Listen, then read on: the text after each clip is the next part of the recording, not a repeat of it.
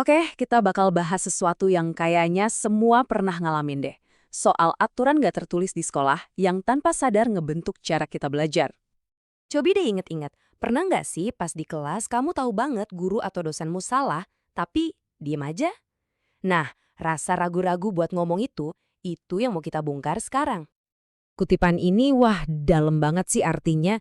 Jadi masalahnya itu bukan cuma malu loh, tapi lebih ke anggapan kalau kita punya pikiran beda atau mau nantang ide itu dianggapnya nggak sopan. Aneh kan? Mikir aja kok harus pakai etiket segala. Oke, kita masuk bagian pertama ya. Gimana sih aturan gak tertulis ini kelihatannya di kelas? Yuk kita lihat langsung di lingkungan yang paling kita kenal. Ini nih skenario yang klasik banget. Dosen atau guru kan figur otoritas ya. Bikin salah. Harusnya kan ini jadi momen buat belajar bareng, buat klarifikasi. Tapi apa yang terjadi? Sepi, hening. Bukan karena muridnya nggak tahu, tapi karena ada rasa takut. Takut dicap ngelawan. Nah, tabel ini bener-bener nonjok banget.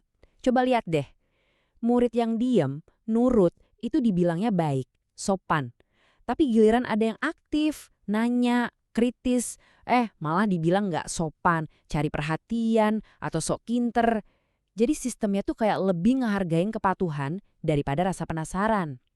Aneh kan? Lanjut ke bagian kedua, ternyata fenomena di kelas tadi tuh ada namanya loh. Namanya feodalisme pendidikan. Apaan tuh? Yuk kita dalemin.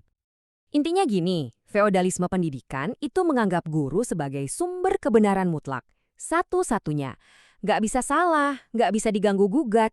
Jadi tugas murid ya cuma satu, terima. Jangan nanya, jangan mempertanyakan. Istilah pembunuh senyap ini pas banget. Kenapa? Soalnya tanpa sadar, diam-diam, pola pikir kayak gini tuh ngebunuh potensi terbesar kita sebagai bangsa. Yaitu kemampuan buat mikir kritis, buat inovasi, dan buat nyelesain masalah sendiri. Oke, masuk bagian 3. Pertanyaannya sekarang, kok bisa sih budaya kayak gini nancep kuat banget di kita? Nah, ternyata akarnya itu panjang banget sampai ke sejarah masa lalu kita. Primeline ini nunjukin gimana sejarah kita tuh berlapis-lapis ngebentuk sistem pendidikan sekarang. Jadi ini bukan hal baru ya. Jejaknya tuh ada dari zaman kerajaan, di mana pendidikan cuma buat bangsawan.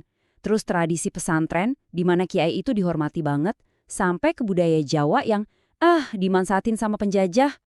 Contoh spesifiknya nih, Macapat. Itu kan puisi tradisional Jawa yang ditembangkan ya. Keren sih, tapi ini bukan cuma soal seni. Di dalamnya itu ada aturan bahasa yang sangat hierarkis. Ada aturannya, gimana anak ngomong ke orang tua, atau ya murid ngomong ke guru. Jadi udah kebentuk dari situ. Dan Belanda, wah mereka pinter. Mereka nggak perlu bikin sistem baru dari nol. Cukup pakai aja struktur feodal yang udah ada.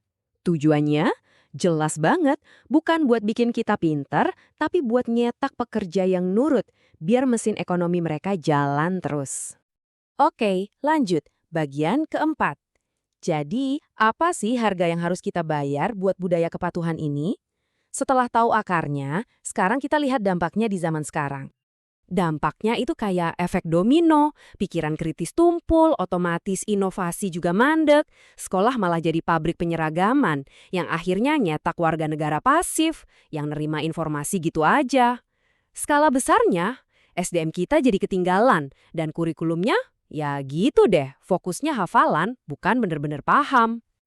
Oke, kita udah bahas masalahnya, akarnya, dampaknya. Sekarang, bagian yang paling penting, solusinya.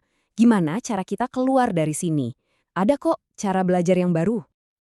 Lihat deh perbandingan ini, beda banget kan? Model lama itu feodal, guru itu sumber segalanya, murid cuma wadah kosong.